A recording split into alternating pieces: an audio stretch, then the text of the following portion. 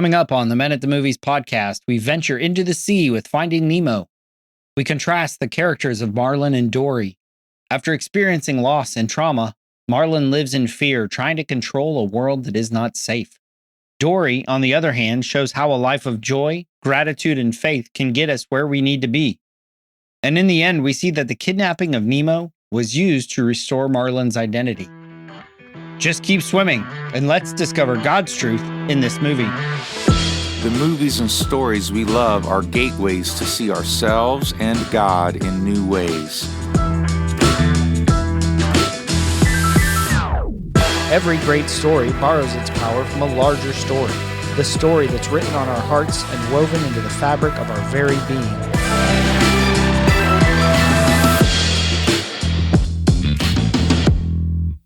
Hello and welcome to the Men at the Movies podcast. My name is Paul McDonald, and joining me for another Pixar adventure is Corey Stumne. Hey, Corey, how you doing today, man? I'm doing all right, as always. Thanks for having me on again, Paul. The cool thing about the podcast is, not necessarily the growth of the audience or I mean, we want more audience. We want more people to listen. But for me, the gold and the treasure is really in the relationships and the conversations that I've got to have. You think about, moving up now, getting close to 3 years of doing this. So that's over, 3 years will be 150 conversations that I get to have about growing faith and the practical implications and the deeper meanings of the stories. And I'm like, well, if each conversation sort of moves me 1 degree closer to God, that's pretty awesome. And then, the relationships that we've developed, like you and I wouldn't know each other without the podcast, and some of the video work I get to do. I'm just like, it's kind of crazy, the stuff that has come out of it. Yeah, I've got some stories about how,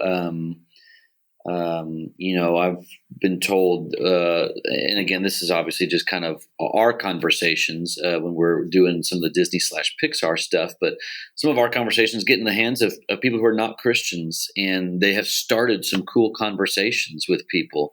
Non-Christians don't want to hear a sermon, but they may want to hear about a movie. There may be several Christians who don't want to hear a sermon, depending on the preacher.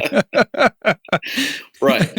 This is true, but so I just this is a little extra challenge for our listeners, but I just encourage you, like, after you listen to this today, if there's someone that that loves Finding Nemo and could really use to be encouraged or challenged, send this to them. Ask them what they think about it, and start a conversation. Let this just be a conversation starter for you and for other people in your life. That's a pretty good way to look at it. And I've even had conversations with people who, and I'm like, the podcast, it's not, I mean, obviously it's for, we look towards believers in faith, but I'm like, if I can get an audience that is not typically going to church and somehow reach out to them, like with the Halloween or the Girl Next Door or some of the movies that are a little more on the edgy side, I was like, the Suicide Squad. If we can reach those people who would not otherwise be interested, like you said, in listening to a sermon, but maybe they'll listen to a conversation about the movie Fury, about these other movies that we don't tend to think of as churchy type of movies. And, it's not all G-rated stuff. And as I like to say, that's because our lives aren't. Like, if you actually own up to the truth of your life, it's at best R-rated, and it may be like NC-17-ish or worse. So, if you're honest with your life. So, but we're not going to get into any of that stuff today. Thank goodness. Because we are talking about, before Toy Story 3, this was Pixar's highest grossing G-rated film. Best-selling DVD of all times, I think. Although I think that may be a blessing of the timing, because it came out in 2003. So by 2006, they had over 40 million copies sold. But after 2006, I think we kind of got away from DVDs after that. So that probably led to it, because otherwise I would imagine Toy Story 3 would have taken it over. Yeah. But you could probably just stream it. Won an Academy Award for Best Animated Picture. Was nominated for what was it? The best original score, but lost to the big Goliath of that year, the Lord of the Rings: Return of the King. And that movie won everything, if I remember. But it's got like a 99% on Rotten Tomatoes. Ebert gave it 4 out of 4 stars. So if you haven't seen Finding Nemo, I mean, it's been 20 years, so you probably should have by now. There are very few movies that have 99% on Rotten Tomatoes. So that's pretty impressive. Yeah. So and from a storytelling standpoint, and this is one of the cool things about this movie is the character development, the story, the way that it's told, not just visually, which is, back 20 years ago was just amazing to feel like you're swimming in the ocean. But the way that the story is told, it's so subtle and nuanced that it's telling you things that you wouldn't see unless you were really looking for it. You're like, oh yeah, I really like that character. I like this scene, or, this gets me emotional. You don't know why unless you're looking for it. Yeah. And that's what we do. We look for these things. Yeah. Yep. We're looking for it. And what's fun for maybe the listeners who don't know, we get together maybe for 30 minutes before this podcast, and we share what are the ways that we saw, Jesus, what are the ways that we saw the gospel in this movie. And very rarely do we see the same things. Right. I assumed that the low-hanging fruit of this movie was we were just going to talk about the prodigal son, how the son is lost and he wants away from his father's, he wants freedom from his father, like Little Nemo does. And Little Nemo goes out and touches the butt or the boat, whatever you want to call it. And he immediately gets put in a glass, small little prison, a tank. And it's kind of what happens to prodigal son. I thought that's the low-hanging fruit. That'd be boring to talk about. You didn't even think about that. No, I was like, oh, that was interesting. I never thought of the prodigal son, but I mean, when you explained it, I'm like, oh yeah, I can see how that would work. But that wasn't what jumped out at me as even the obvious one. Because that for you, you're like, oh, that one's so obvious. I don't want to talk about that one. Right? Yeah, I don't want to talk about the boring one that everyone's thinking about. Yeah, the one that Paul missed. We're not actually going to talk about how we try to find freedom outside the father, and it leads to a greater prison and separation from the father, because that was too obvious for the more spiritually minded, like Corey. Yeah, I knew the guy who literally created the Minute the Movies podcast. He'd think that was way too boring. He'd say, "No, we got to find something better than that." No, that's not, like, oh man, that's interesting. What we do, it's almost kind of dipping into a character contrast is what we want to talk about. And again, as we try to set up a synopsis for if you haven't seen it in a while, the movie opens with what turns out to be a traumatic scene where Marlin's like, oh, we got this place. You can see Marlin is sort of comfortable with who he is. He's the engaging fish we see again at the end of the movie. But they go through a barracuda attack, kills his wife and the majority of his egg children. And as we like to talk about, Pixar takes the approach of what if blank had feelings? So today it's what if fish had feelings? Right.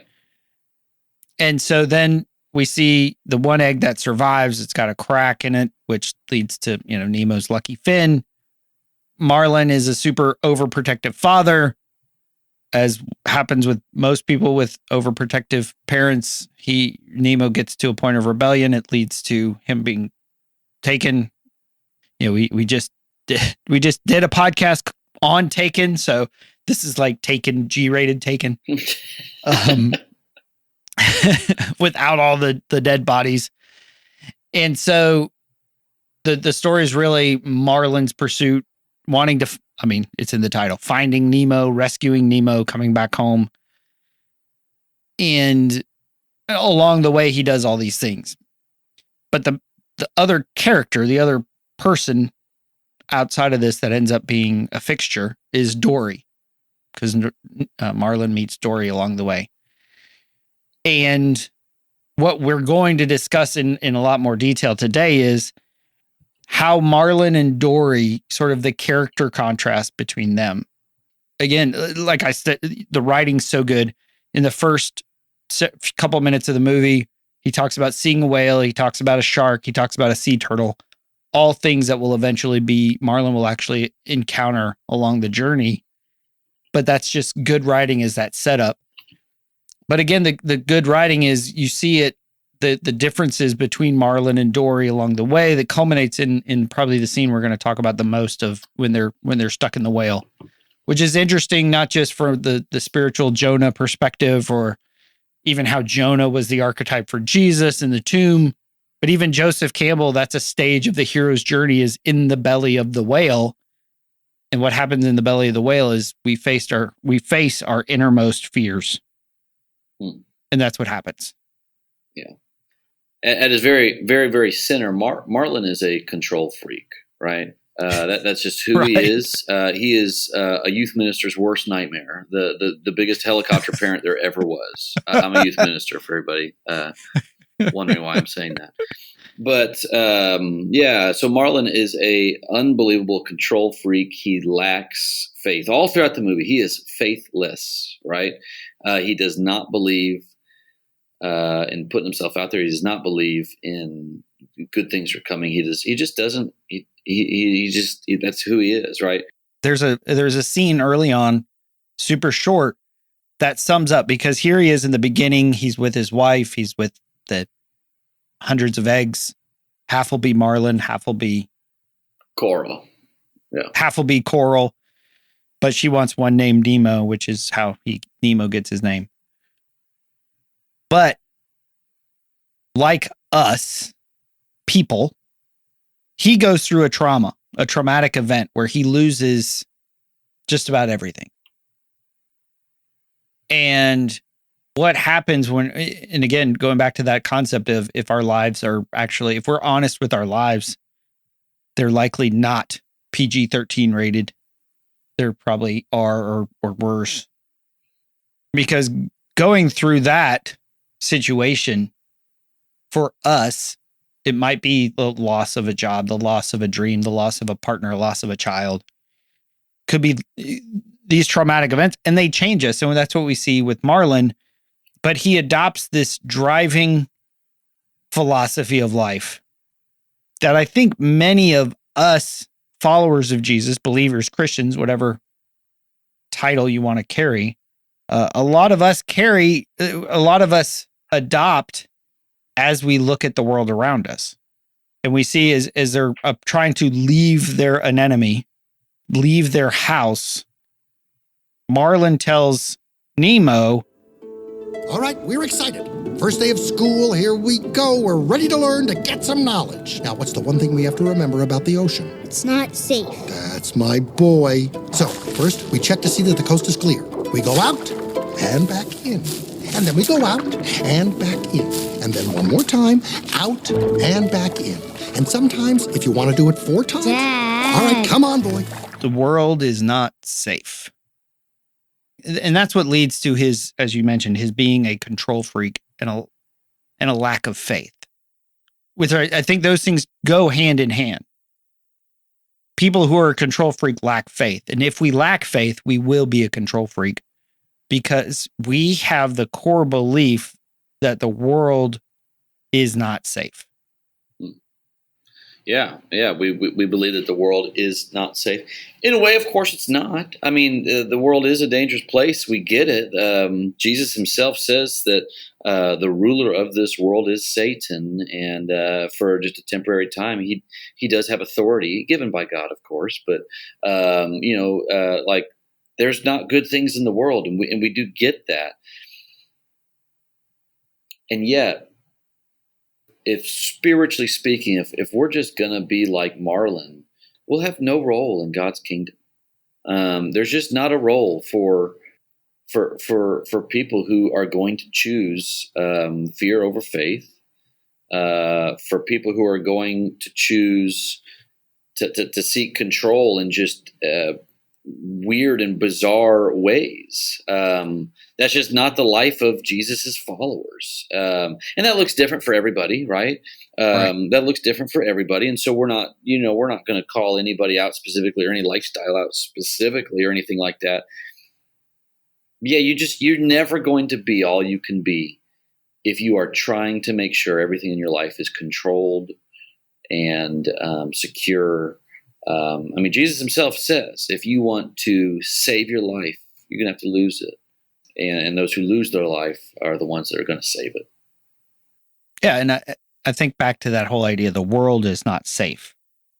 And for Marlin, that's the one thing that he's like, what's the one thing you have to remember? The world is not safe.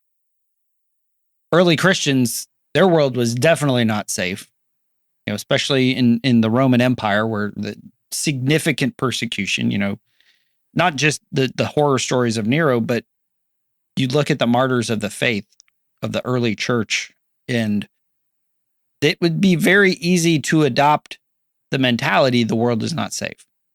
You look at Daniel, he gets thrown into a lion's den. His friends are threatened and get chucked into a fiery furnace because they refuse to worship. But they did not. I love what you said, that fear over faith. It'd be very easy to live a lifestyle of fear over faith, especially in those situations. It's like, no, I literally know bad things are going to happen if I pursue my faith. How can I live a life of faith when all I see are bad things around me? When all I see or hear, on social media, on whatever news you watch, it's real easy to be like, man, this world is falling apart, going to, the phrase is this, it's going to hell in a handbasket, right? But as you mentioned, that's a life of fear. Mm-hmm. And that's where many Christians come to, whether in that, how does that look? How does that look for people is, well, if I just had enough money, if I just had enough set up in the retirement fund, right? I'm having, I've had conversations with my dad. My dad was an accountant. And so we're talking about, I've got a certain amount I've got a kid in college. I've got some money set aside in an IRA somewhere. Like, I could use the money now. I don't know if I'll be around in 20 years to use it. And he's being the accountant, he knows all the numbers and stuff. And I'm just like, I'm just trying to figure stuff out. I don't want to harp on the financial thing, but I think a lot of it comes down to, if I made enough money, then I would be comfortable. If I had enough set up in retirement, then I'd be safe.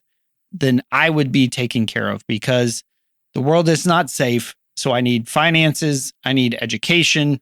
I need a certain strength. There's this thing of, I need this to make the world safe for me. Yeah. And even when Nemo goes off to school, that's what he says is, be safe. Marlin is like, be safe, son. I tell our teenagers at my church all the time, I give them this phrase, what you pray about is what you care about, and what you care about is what you pray about. And so, what that means is, like, if you were to print off a receipt of your prayers, like all the script of your prayers, like, that's where you will find the things that you value the most. Listen to your prayers. Are you constantly talking about hedge of protection, whatever that means, right? Are you constantly talking about safety and providing and blessing? And I get it. It's good to pray for provision, but I mean, if you live in a house and you got groceries, he's doing it. You're good. But if that's the thing that dominates your prayer life, it's also the thing that dominates your heart. I think that's really true. And so, we want to encourage people, don't be a spiritual Marlin. But here's the deal. Here's what's fun about Marlin. He's got a character arc. Marlin's not a Marlin at the end of the movie. And I think it's one of the main reasons is because he meets someone who's very unlike him, right? The approach is, where am I finding my security? Where am I finding my safety? Mm-hmm. Because if it is in, well, I need money for when I retire, considering I basically live a retired life right now, I was like, I'm technically retired. But, if I'm looking at 20 years from now, I need to have enough. But, we're also know that we're not promised tomorrow. The cool thing that Dory says in the scene we're going to talk about here in a few minutes is, How do you know when Marlin asks her, how do you know something bad's not going to happen? I don't. And we never know. We don't know if something bad's going to happen. We don't know we don't know. We don't know what the future holds. And as you mentioned, so the contrasting person in this, and the question that we found more interesting than the prodigal son concept is Dory the real hero of the story? Yeah. That's a big question. And for everybody who hasn't seen the movie in a while, Dory is obviously the little blue fish who is just maybe one of the funniest characters Disney's ever done. I watched the movie last night again, and I laughed out loud by myself. I just kind of forget just how, everything she says is very, very funny. And yet, don't mistake her for just the little sidekick humor person. Right. She's not the bumbling sidekick like some Robin. Movies have. I think there's a lot to love about Dory. There's a lot to love about Dory. And so, we asked the question, is Dory the real spiritual hero in all of this? Because unlike Marlin, she is filled with childlike faith. Unlike Marlin, she's not afraid of anything. She literally gets invited to a, I don't know what you'd call it, Carnivores Anonymous meeting with 3 giant sharks. And she goes up and gives a testimony. Like she is not afraid of the Australian current with Crush. She's not afraid of, she thinks the little anglerfish is light. She assumes it's her conscience. She's just not afraid. Yeah. And of course that puts her maybe sometimes in a little bit of a dangerous situation. But there's a childlike faith about her. She's joyfully grateful. And a question I'd like to ask, and she's like this, of course, because she has a very specific thing about her. For whatever reason, she can't remember things, right? That's like one of the funniest parts about she doesn't remember Nemo's name throughout the entire movie. Harpo. I don't remember all. Elmo. She calls him so many things. She can't remember who she's met. She has short-term memory loss is what she says, right? And that's one of the things that makes her very funny. Can you see a part of Dory's amnesia is maybe being a humorous and yet maybe somewhat of a profound picture of an aspect of God's character? The God who says, listen, I promise you, Israel. He says this in Jeremiah chapter 34, I promise you chapter 31, there is a day that's coming where I will literally remember your sins no more. Not even just like, I'll forgive them. God's like, I like, there's this weird skill he has. I won't remember that you did this. Our call to be Jesus followers, I think, would be so much easier if God would bless us with a little bit of spiritual amnesia. And there's a part of spiritual amnesia where you could also teach the lesson this way, like, hey, God says all throughout the Old Testament, remember the things that I did for you back in the wilderness when I carried you like a son carries, or like a father carries a son, And the Israelites don't remember that, right? There's a part of remembering where you do need to remember all the great things that God's done for you. That's not what I'm saying. I'm saying, as a Christian in 2023, would it be easy? Would it be easier to live a life of love and peace and joy if we could forget things easier? Forget what was said about us back in that small group. Forget the thing that was done for you. Forget how that person hurt you. Forget how you used to be afraid. Forget how you used to be, but just kind of like Dory, like, I see what's in front of me. I know what I ought to do. I'm not afraid. I'm just going for it. I think the kingdom of God would just explode in my life personally. If I could be a little bit more spiritually forgetful, even though Dory's like this funny little character who is bizarre and different, I kind of see some character aspects that I would love to have in my life. Right, because she does live a life of freedom much more than Marlin does. And you can say, you might argue with us and say, well, the world is dangerous. The world is bad. The world is going to hell in a handbasket, whatever phrase you want to say. It's like, no, I need to do this to find security. But that mindset goes against just about everything Jesus said, right? He's like, why are you anxious? Why do you worry about what you're going to eat, what you're going to wear? If you trusted your Father, if you had faith, then you wouldn't worry about this stuff. Like, put first the kingdom. And I think one of the coolest lines, that one of the best scenes in the movie, is when, after they see Nemo, but he's acting like he's dead. He's gone belly up. And so Marlin just wants to go home to his anemone. And Dory says, I remember things better with you. I look at you and I'm home. Like, home isn't a place, it's in a relationship. There is the whole, like, for us, if we could let go of our sin, basically who we were, the ways that we screw up, the regrets that we have, the shame, I think it's more often that our own mental stuff, our baggage, is what keeps us from God. Not like God's there waiting, and we're the ones who withdraw from him because we don't think we're worthy. We don't think we're worth it. We don't think he's safe. We don't think he's trustworthy.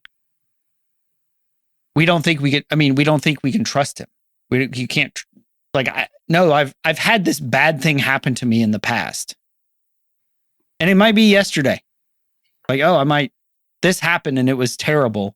And I'm never going to put myself out there again. I'm never going to engage. I'm never going to enjoy this. And we look at the people who keep us from what we think is security as annoyances, as inconvenient, as obstacles. Like, then that's how Marlin looks at Dory the whole way. Like, there's the whole thing is like, we need to go our separate ways. Right. When he is completely missing the fact that he would not have found the mask. He could not read the mask. He would not have a direction. He would not have gotten directions to the EAC. Like, all the things that happened because of Dory in spite of Marlin, because Marlin is such a sort of a pill. Nobody really likes Marlin. Everybody loves Dory. Right. So much so to where this kind of this has nothing to do with Finding Nemo. Me and my wife actually, before we had kids, we got in a little bit to a small version of the hobby of reef keeping, where you buy like the fancy fish tank, and then you put in the salt water and the corals, and you have to buy those unbelievably expensive lights. We got rid of it because we're like, hey, if it comes down to like, kids got to go to the ER or we need to change the water. We just said we didn't want to be put in that situation. And so we got rid of it because it was difficult financially, but it was a super fun hobby. But one of the things I'll never forget in me getting involved in that little world was people saying 20 years ago when Finding Nemo came out, there was a big problem with people going to reefs and plucking blue tangs out of reefs. Oh, wow. Because that's what Dory is. And you can breed them in captivity, but there was such a demand for them that they were kind of hurting wildlife populations because everybody wanted Dory. They did not have the same issue with clownfish. And I just think that that was something very, very telling. All of these people and all of their kids, they like Dory. They like Nemo too, but nobody likes Marlin. And no offense to all the Marlins out there, all the spiritual right, Marlins. You see a clownfish, so it's a Nemo, it's not a Marlin. Yeah, who names their kid Marlin? It'd be even weirder if it was coral. But yeah, no one names their clownfish Marlin. There's something interesting to that. Like, here you have a clownfish named after a sport fish. And Nigel's going to talk about this in one of the clips here. But like, if you Google the image of a marlin, this is what you see in the fishing shows, the epic, the one with the long nose and the sail on the back and jumping out of the water. This is a fierce fish. a fighter. Like if you're saltwater fishing, this is probably one of the fish you want to go catch is a marlin. Yeah, it's a trophy fish. You put them on the wall. Yeah, exactly. Yeah. Yeah. It's blue. It's bright. It's a beautiful fish. And it's interesting that a little clownfish is named after a trophy. Which I don't know. As you were talking about that, I'm like, oh, let me look up what exactly does a marlin look like? And it's a gorgeous fish. It's something you would definitely, I don't know if you'd have enough wall space to hang it up. It's so big. Right. Because Dory's got a name. Nemo has a name. Marlin's name is actually an entirely different species of fish. Right. In Marlin's character and who he is, like you said, he's named after something he's not. And all throughout the movie, kind of the joke is he's a clownfish who's not funny. Right. And that's also another thing. Listen, when you are a control freak in life, you don't laugh as much. You don't find things quite as funny. Like Marlin's supposed to be funny. He's a clownfish. Nobody laughs, right, when they're around him. Right. Listen, your life is supposed to be a whole lot more like Dory's life. Forgetting of the past, pushing forward in faith, not being afraid, and laughing a lot. I think that's the life of a disciple. Yeah. And so I do want to play now the clip when they're in the whale because, Dory speaks whale, of course. She can read, she can speak whale, even though Marlin, I don't know, thinks that she can actually do these things, which is one of the most probably movie quotes I use with my kids is, you think you can do these things, Nemo, but you can't. Yeah, that's funny. And so again, going back to that idea of in the belly of the whale, which is the moment in the hero's journey where you face your innermost fears. And as we were talking before and even watching, is like the most interesting scene is you've got these two fish, Marlin and Dory, in the exact same situation, but two markedly different approaches. Mm-hmm. Marlin is bashing his head up against the filter, the baleen of the whale, trying to escape because he's got this need. He's driven. He has to get out because he's afraid of letting his son down. I have to get out to tell him out because I know how old sea turtles are. And Dory's just going along back and forth, enjoying the waves. The context is the same, but the reactions and the approach are very different. So this is a spliced together clip because, we could have talked about the whole, 5-minute scene in there, but of how our approach can be fueled by our fear or fueled by our faith. Yeah. Oh, come on, you gotta try this! But you just stop it! Why? What's wrong? We're in a whale, don't you get it? It's a whale? A whale! Because you had to ask for help, and now we're stuck here! Wow, a whale? You know I speak whale. No, you're insane! You can't speak whale! I have to get out! I have to find my son! I have to tell him how old sea turtles are! Oh.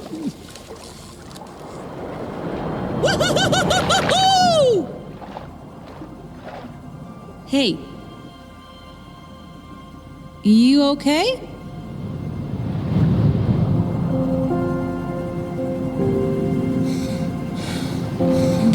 There. It's all right. It'll be okay. No, it won't. Sure it will. You'll see. No, I promised him I'd never let anything happen to him.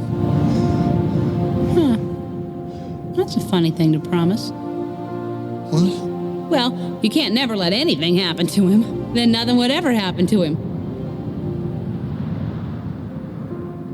Not much fun for little Harpo. Said we should go to the back of the throat, or he wants a root beer float. Of course he wants us to go there! That's eating us! How do I taste, Moby? Huh? Do I taste good? You tell him I'm not interested in being lunch. Okay. Stop talking to him!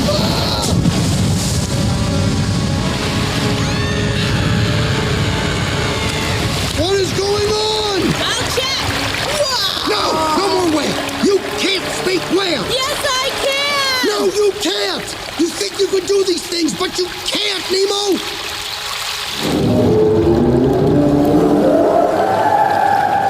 Okay. Dory! He says it's time to let go. Everything's gonna be all right. How do you know? How do you know something bad isn't gonna happen? I don't. I have a friend whose wife is a teacher. I don't know what grade it is. I think it may be elementary school. You know, every once in a while there's teacher appreciation, people bring in gifts or stuff like that. And he says he always throws that stuff out because he doesn't trust the people who are giving them homemade cookies, or he doesn't know. Maybe they have some ulterior motive and they're trying to, give them X-Lax brownies or something. I don't know. But he told me that. And I was like, that sounds like a horrible way to live. Constantly in fear of what if something bad happens. And the interesting thing was that contrast of, like, Marlin's upset because they're in a whale. And he blames Dory for their situation, because you think you can talk whale, but you can't. Well, we find out she can, and the whale that Marlin is desperately trying to escape is actually taking him to where he needs to be. Right. And you see him again banging. You hear it splat, splat. I have to. And for us, where are those things we feel like I have to? It feels like death if I don't blank. And that is where Jesus is calling us to, as you mentioned earlier, the die to ourselves, die to the I have to, and trust that God will take us there. The thing that Marlin thought was going to kill him was actually the thing that pushed him further in the journey. And I'm not trying to give you like a little, some little Chinese fortune cookie saying, about, the things that don't kill you make you stronger. That's also a Kanye West lyric. I'm not. But at the same time, the Bible also does very specifically say that God works for the good for everybody who loves Him, and He is. I tell our teenagers this all the time. God does not make every opportunity. I don't believe that. I don't think God sends. I don't think every hurricane is sent from God. Like, I don't think God makes every opportunity, but He sure does take every opportunity to form us into the image of Jesus. And so He's an opportunist, and kind of like this whale. Is it a good thing that He's in the belly of the whale? Just depends on what your perspective is. No, it's not a good thing to be in the belly of a whale if you're a fish, right?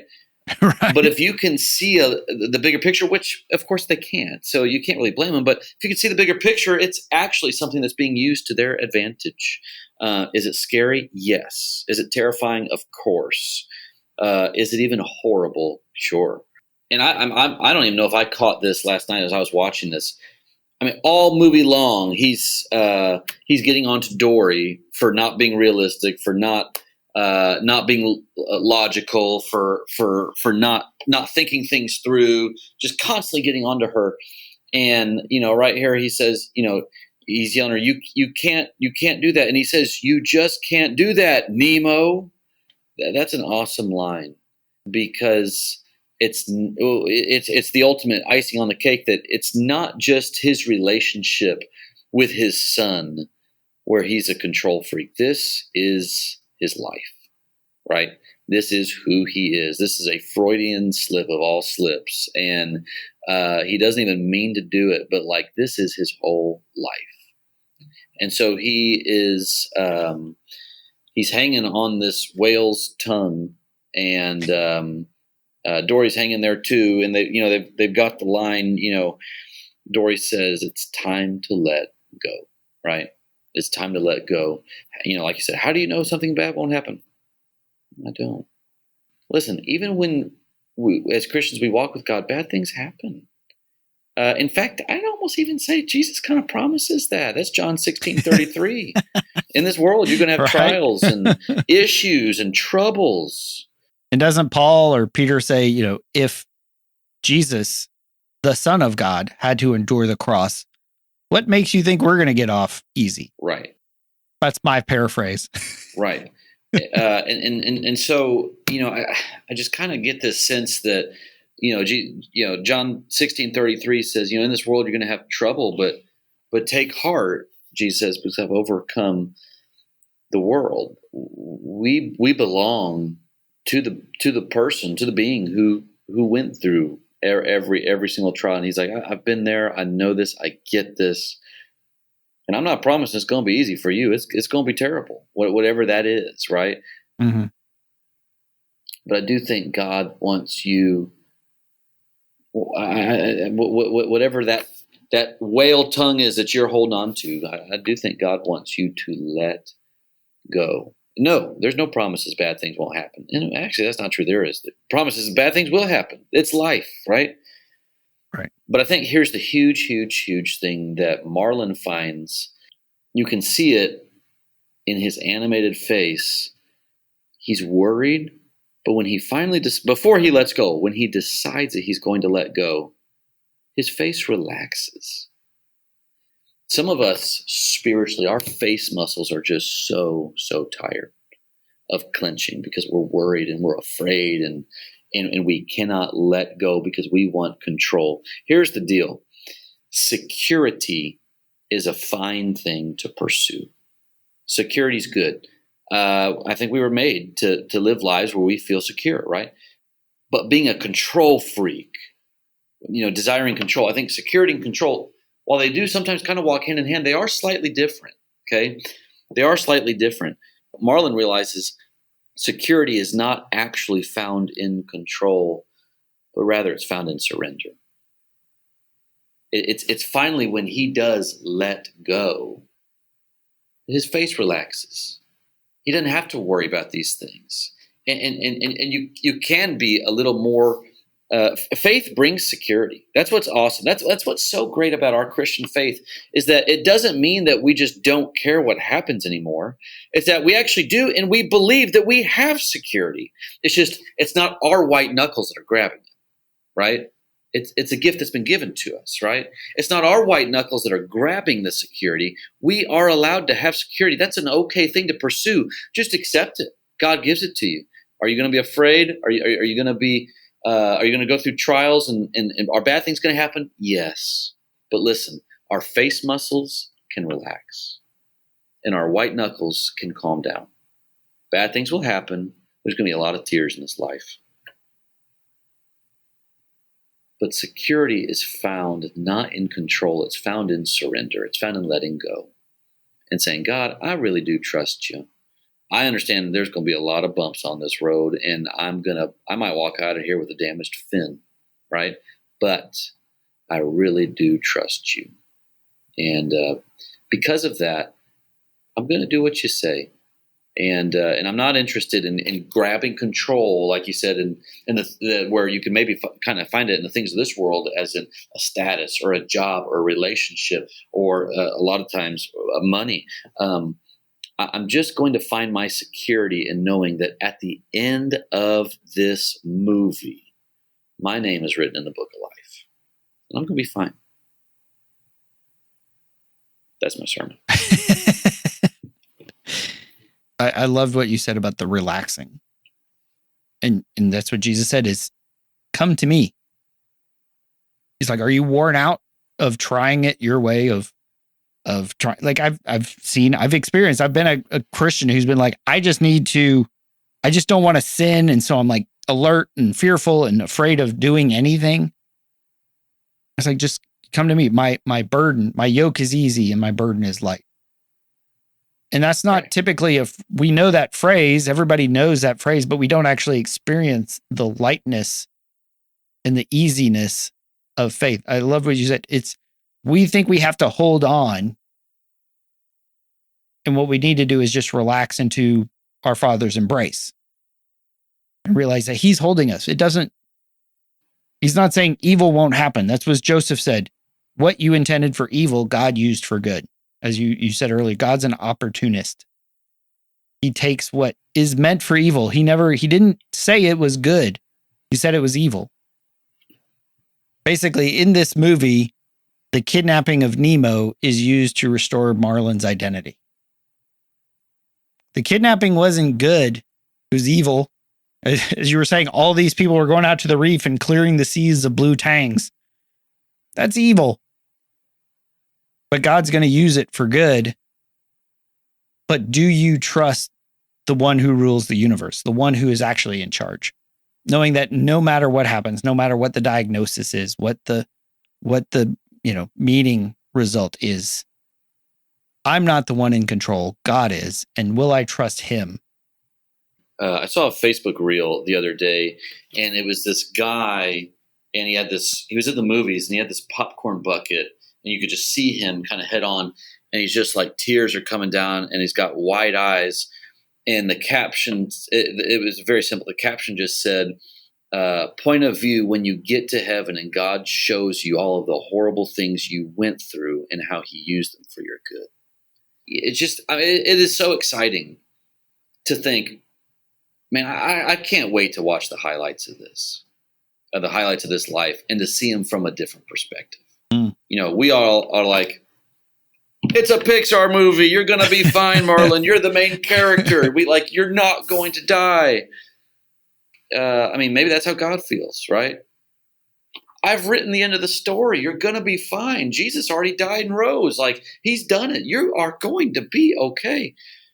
But it's one thing to say that. It's another thing to have faith when you're hanging on to the way of God. Right. It's just another thing.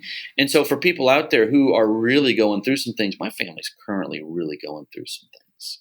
We really, really are.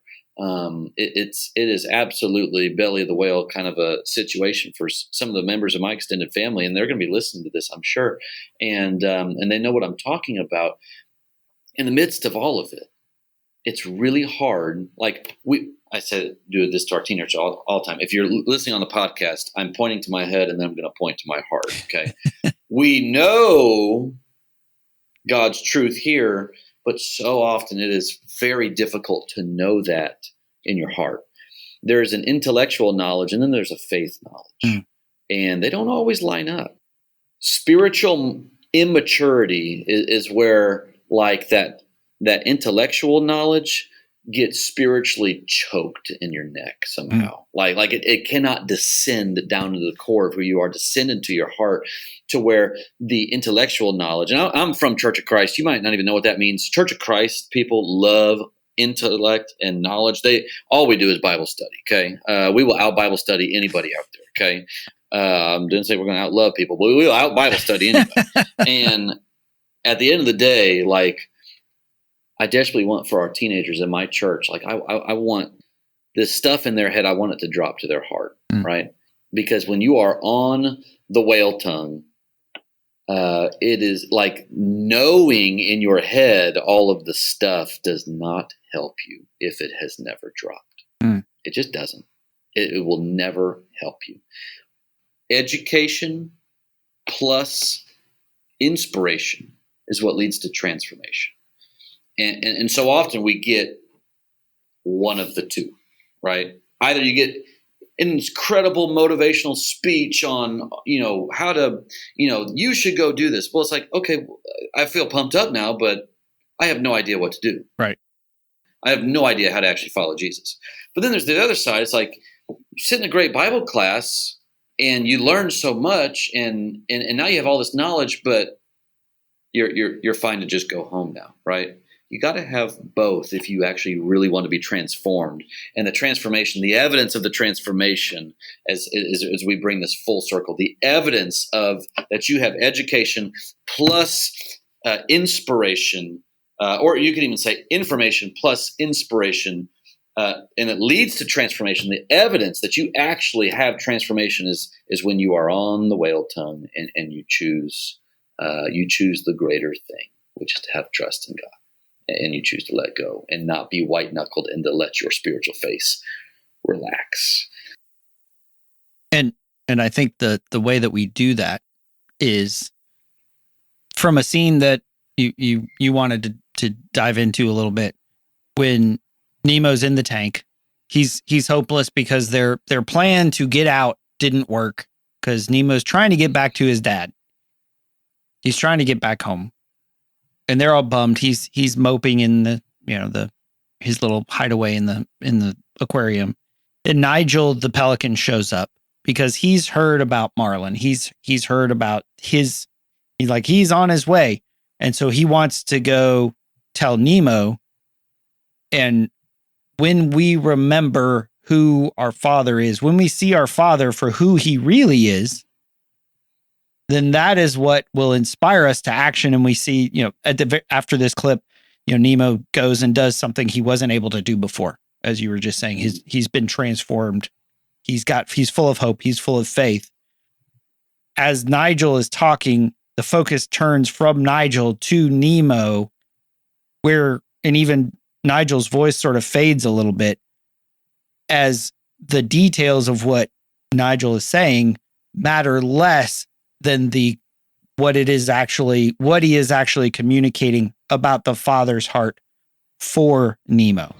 Hey, psst. Oh, Nigel, you just missed an extraction. Oh, has he loosened the periodontal ligament with the elevator yet? What am I talking about? Nemo, where's Nemo? I've got to speak with him. What is it? Your dad's been fighting the entire ocean looking for you. My father? Really? Really? Oh, yeah. He's traveled hundreds of miles. He's been battling sharks and jellyfish, all sorts of... That can't be him. Are you sure? What was his name? Some sort of sport fish or something. Tuna? Trout? Marlin? That's it. Marlin, the little clownfish from the reef. It's my dad! He took on a shark! I heard he took on 3. Three sharks? There's gotta be 4,800 teeth. You see, kid, after you were taken by Diver Dan over there, your dad followed the boat you were on like a maniac. Really? He's swimming and he's giving it all he's got, and then 3 gigantic sharks capture him and he blows him up and then dives thousands of feet where he gets chased by a monster with huge teeth. He ties the steamer to a rock. What does he get for a reward? He gets to battle an entire jellyfish forest. But now he's riding with a bunch of sea turtles on the East Australian current, and the word is he's headed this way right now to Sydney. Wow. Oh, what a good daddy. He was looking for you after all, Shark Bait. Last night I was watching this, and that's probably the thing that stuck out to me the most, even more than the whale scene, which is of course kind of just a really great part to talk about. The thing that stuck out to me was, like you said, as Nigel's describing the details of what the father did, to the lengths that the father went through to save his son, it's almost like the details at some point get lost. As his voice kind of fades out, they get lost in the wonder. And if you watch the clip cinematographically, is that a word? It is now. If you watch the how they filmed this, they're zooming out on Nigel and they're zooming into Nemo, and you see on his little animated face, you see just the wonder as he listens to the story of what his dad did for him. He can't even believe it. Of course, this is Marlin, the character that we have just pounded for the last hour, but he has gone through his transformation. It is on the whale tongue that he lets go and starts to go through his transformation. He's not the same fish we've talked about for the last hour. He's now somebody new. He sees things from a new perspective, and he truly has traversed the ocean so that he can save his son. There's just something insanely spiritual about the enthusiasm in this clip. The enthusiasm from Marlin, the enthusiasm from the listeners of the tank, and then the wonder that's found written all over Nemo's face as he listens to the story. Part of the reason, for everybody who's listening, I wrote a book about 4 years ago called The Man Called Messiah, and it's a biblical fiction book, and it's just a retelling of basically the story of Jesus' last weekend on earth. One of the reasons I wrote it specifically for a youth group kid of mine, but one of the reasons why we took it to a publisher and tried to get the message out there was we wanted to retell a story that you've heard 1,000 times, and in the hopes that same kind of wonder that was written all over Nemo's face can kind of fall fresh on readers' faces as well. Not that there's anything missing in the biblical story. There's absolutely not. We stuck very, very closely to it. but there's just something important about hearing a story told in an excited way. And that's exactly what happens. And so I'm just curious, and maybe one of the final questions I'd like to ask our listeners is, when was the last time you had wonder cross your face when you remember the things that God has done to rescue you from your own self? Because that's exactly what happened. Marlin rescued Nemo from Nemo, because Nemo was a dumb little fish, and he made some poor choices. And he set aside everything to go get him. For as much of a control freak as he is, even above all of that was a love for his son. Mm-hmm. He eventually learned to put aside that controlish ways simply because the love for his son was no match for anything that might stand in its way. And so when was the last time you had true wonder and enthusiasm cross your face when you remembered what God has done to save you, the things that he has done, the things that he has crossed and defeated and gone through? Yeah, the cool part that I thought was, you mentioned we have been pounding Marlin and saying we don't want to be like Marlin. And now here we are kind of flipping the script on you and saying, no, this is actually look at Marlin from a different perspective. The times of our lives that we hate, that we feel frustrated, we feel the most stress, the times that we feel we're undergoing the process of our transformation, for the person in the story doesn't feel great, because Marlin is changing from who he was to who he's meant to be, sort of taking on his namesake of a trophy fish. Marlin doesn't enjoy taking on sharks, diving, going through the jellyfish forest. I think he might have enjoyed the sea turtle ride, but he does not enjoy being in the whale. He does not enjoy any of it, just like us. We don't enjoy going through our process of transformation, of initiation, of maturation. But what we see is transformation inspires others. His efforts, his work inspires Nemo. Because you can even say, well, Marlin doesn't rescue Nemo. Literally. Figuratively, though, he does, because at that moment, Nemo's in his belly of the whale where he feels hopeless. He feels like he's just destined to death with Darla. But then he puts in the efforts. He's got to get to his dad.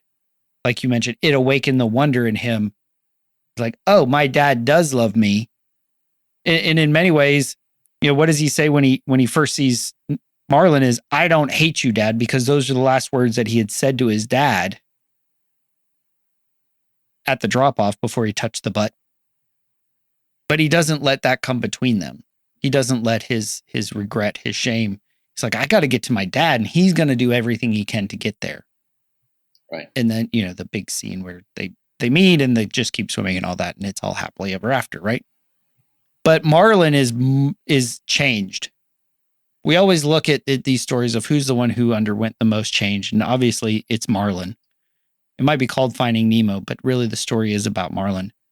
But it takes, like you said, the love of his son and the intervention of somebody that he saw as a burden, an obstacle, an annoyance, an interruption. Someone who's keeping him from his true mission is actually the one who's participating, who is the catalyst in the transformation of who Marlin is becoming. Right. So, like you said, where can we awaken our wonder? Where do we need to let go? What are those things that we are super frustrated, just want to escape, just want to get out, that are actually working towards our transformation process? And how is that actually how is that process inspiring those around us? Yeah. All good questions. Tough questions, Yeah. for sure.